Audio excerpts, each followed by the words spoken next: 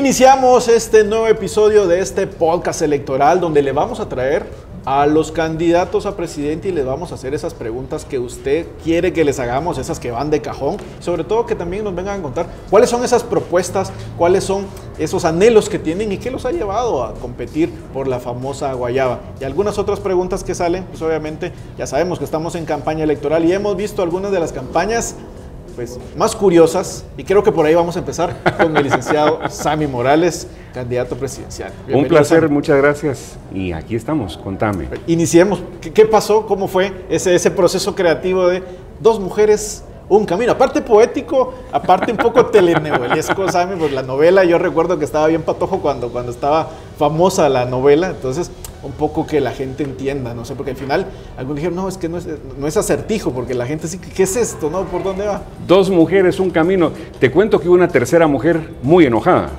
Ajá. Mi mujer cuando salió la campaña.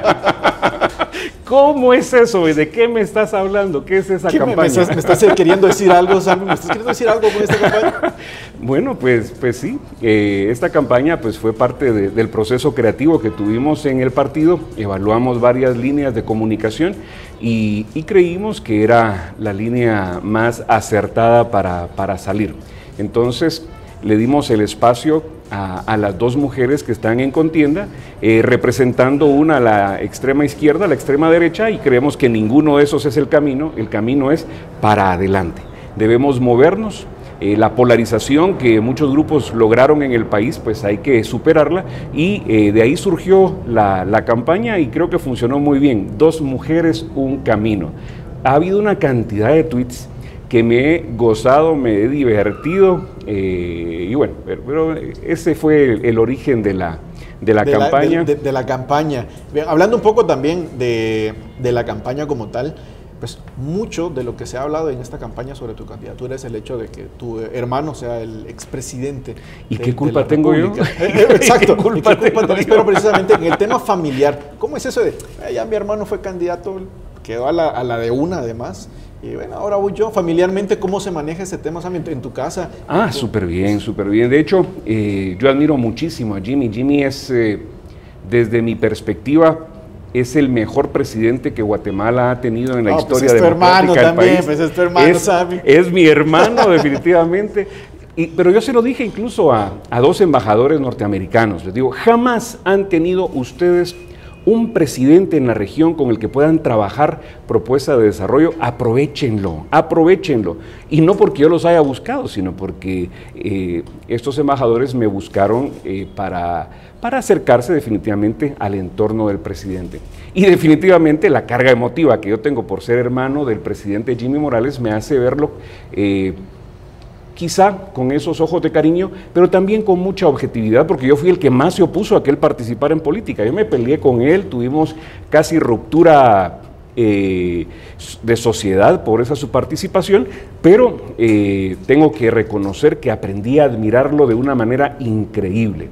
Tuvo una audacia increíble, tuvo la posibilidad de hacer muchas cosas, tuvo la tranquilidad de tomar decisiones que fueron al final de cuentas para bien del país. Así que vamos a hablar precisamente de esas propuestas, porque Sammy Morales no es Jimmy Morales. Exactamente. Sammy Morales trae sus propias propuestas y tiene su propio corazoncito además.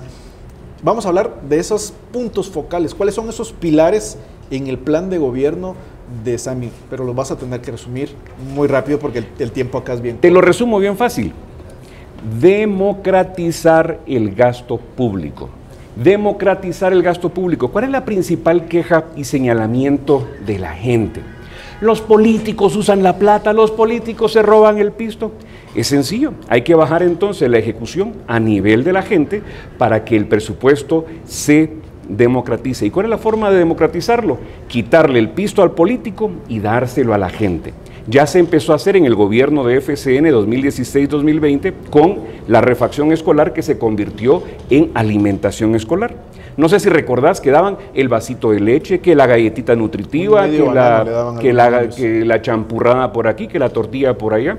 Y simple y sencillamente un grupo de políticos y funcionarios decidían quién se compraba, dónde se almacenaba, con quién se transportaba, y todo eso era costo. y lo que le llegaba al niño eran migajas. Entonces se generó el programa de las OPFs. Había 3,000 organizaciones de padres de familia. Tu propuesta sería continuar las cosas buenas que hizo Por supuesto, y no solo las que hizo... Pero, ¿cuál es esa propuesta de Sammy, esa propuesta que lo hace tan distinto y sobre todo que te hace competir en una elección presidencial, que es decir bastante? Eso con doble S. Educación, salud, seguridad y oportunidad. Educar para la oportunidad. Dar servicios de salud para la oportunidad, porque una persona enferma no puede trabajar ni aprovechar la oportunidad. Dar seguridad para la oportunidad. Y la oportunidad, por ejemplo, o por supuesto, es la inversión en industria, en infraestructura y en la gente.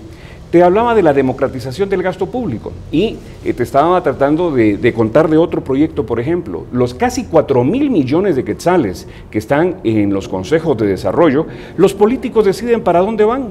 ¿Por qué los COCODES no son parte de eso? ¿Por qué los COCODES, al igual que las organizaciones de padres de familia, por qué no deciden dónde quieren que se gasten esos 4,000 millones de quetzales? Y eso es democratizar el gasto público. Y aquí viene una llamada interesante para los universitarios, principalmente para ingeniería, de todas las universidades. Una de las razones por las cuales el dinero se ejecuta tarde y mal es porque no hay un banco de proyectos. Y no hay banco de proyectos porque no quieren perder tiempo ni recurso en invertir en esos proyectos. Entonces viene la empresa que fue elegida a dedo, se echa su proyecto de preinversión, a veces es un copy-paste, para que se lo asignen. En cambio, si las universidades, nuestros alumnos, en lugar del EPS, hacen los proyectos de desarrollo de las comunidades de la mano con las COCODES o con los COCODES, simple y sencillamente vamos a tener bancos de proyectos todo el tiempo. La ejecución se dinamiza, los patojos empiezan a trabajar en actividad pública desde que están en la universidad, y cuando salen de la universidad vamos a tener expertos en desarrollo que van a poder involucrarse a trabajar con los COCODES, con las municipalidades, con gobierno, porque hacer gobierno no es cuestión de un presidente o de un grupo de políticos, hacer gobierno es cuestión de una sociedad. Tenemos un minuto, Sammy, esta es tu cámara, para que convenzas al electorado. Ya tienes el charme, trabajas en televisión. Pues, un minuto para enamorar a ese votante y decirles por qué. ¿Cuál es tu máximo diferencial, Sam? Soñar. Soñar. Cuando Dios creó al hombre, lo hizo a su imagen y semejanza. Y el elemento que lo hace a su imagen y semejanza es la capacidad de soñar. La capacidad de soñar, que es el primer paso para crear. Si nosotros podemos soñar y recuperar la capacidad de soñar que nos robaron a los guatemaltecos, podemos construir juntos nuestra nueva historia. Podemos construir juntos nuestra nueva Guatemala y podemos construir juntos el sueño chapín que muchos extranjeros miran y ansían, porque eso se vienen a Guatemala a vivir y a vivir su sueño chapín que no pudieron vivir en Venezuela, en Colombia, en Argentina, en Corea, en Asia. Y aquí tenemos muchos internacionales que vinieron a vivir su sueño chapín. Y ellos tuvieron la capacidad de soñar en algo y lo realizaron. Los guatemaltecos debemos recuperar la capacidad de soñar y realizar nuestros sueños. Y yo quiero dirigir ese proyecto. Quiero caminar y que camines conmigo para que recuperemos la capacidad de soñar y junto a la capacidad de soñar, la capacidad de crear. Pues qué buena oratoria, Sammy. Te agradezco mucho. Un gustazo. Y vamos a continuar con estos podcasts y vamos a traer más candidatos para que nos vayan a contar cuáles son sus proyectos. Muchísimas gracias. Dios te bendiga.